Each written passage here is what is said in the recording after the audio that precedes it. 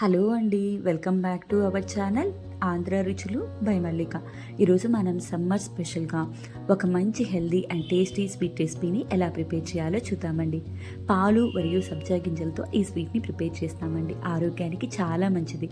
చూడడానికి చాలా స్మూత్గా జెల్లీలాగా ఉంటుంది. టేస్ట్ అయితే వేరే లెవెల్లో ఉంటుందండి. ఇది చేయడం కూడా చాలా సింపుల్. ఇంకెందుకు ఆలస్యం, దీన్ని ఎలా ప్రిపేర్ చేయాలో చూద్దాం పదండి. దీనికంటే ముందుగా మన ఛానల్ని కొత్తగా ఎవరైనా విజిట్ చేస్తుంటే కనుక ప్లీజ్ సబ్స్క్రైబ్ మై ఛానల్.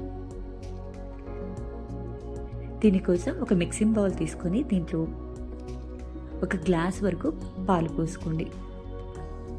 ఇవి సుమారుగా 1/2 లీటర్ వరకు ఉంటాయండి. దీంట్లోనే 1 టేబుల్ స్పూన్ వరకు అగర్ అగర్ పౌడర్ వేసుకోండి. ఒక 2 టేబుల్ స్పూన్ల వరకు పంచదార వేసుకోండి. మీ స్వీట్నెస్కి తగ్గట్టుగా పంచదారని అడ్జస్ట్ చేసుకోవచ్చండి. ఇవన్నీ కూడా బాగా కలిసేటట్టు ఒకసారి కలుపుకోండి.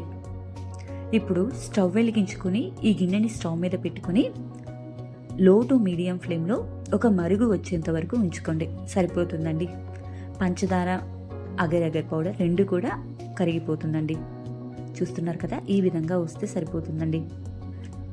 ఇప్పుడు స్టవ్ ఆఫ్ చేసేసుకొని ఒక ట్రేలో దీని మిశ్రమాన్ని పోసుకుందాం.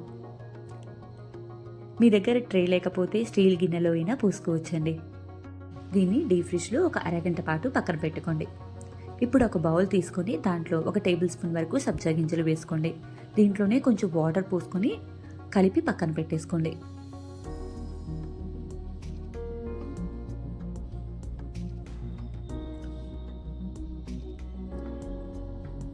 ఇప్పుడు మరొకసారి మిక్సింగ్ బౌల్ తీసుకొని దాంట్లో 1 గ్లాస్ వరకు వాటర్ పోసుకోండి. ఇవి కూడా సుమారుగా 1/2 లీటర్ వరకు ఉంటాయండి. మనం పాలు ఎన్నైతే తీసుకున్నామో ఈ వాటర్ కూడా అన్ని కొలతలో తీసుకోండి. ఇందులోనే 1 టేబుల్ స్పూన్ వరకు అగర్ అగర్ పౌడర్ వేసుకుని ఒక 2 టేబుల్ స్పూన్ల వరకు పంచదార వేసుకోండి.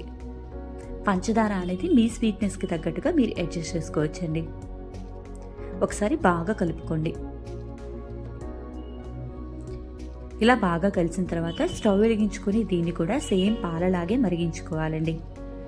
మనం వేసుకున్న అగర్ అగర్ పౌడరు పంచదార 2 కూడా చక్కగా కరిగిపోవాలి. అప్పటి వరకు కూడా మీరు దీన్ని కరిగించుకుంటే సరిపోతుంది.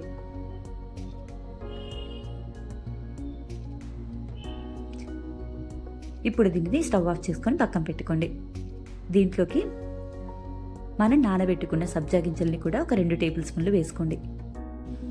ఇవన్నీ కూడా బాగా మిక్స్ అయ్యేలాగా కలిపి పక్కన పెట్టేసేసుకుందామండి.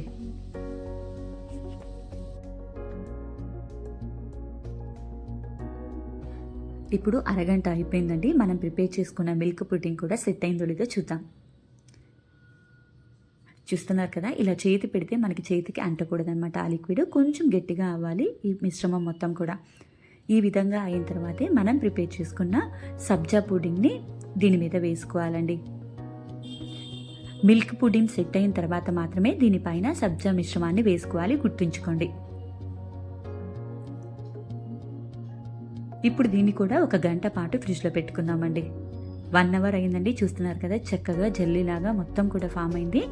దీన్ని ఒక చాకు సహాయంతో సైడ్ నుంచి తీసేసుకొని ఈ విధంగా ప్లేట్ పెట్టేసుకొని పైన బోర్లించుకోండి. ఈజీగా వచ్చేస్తుంది.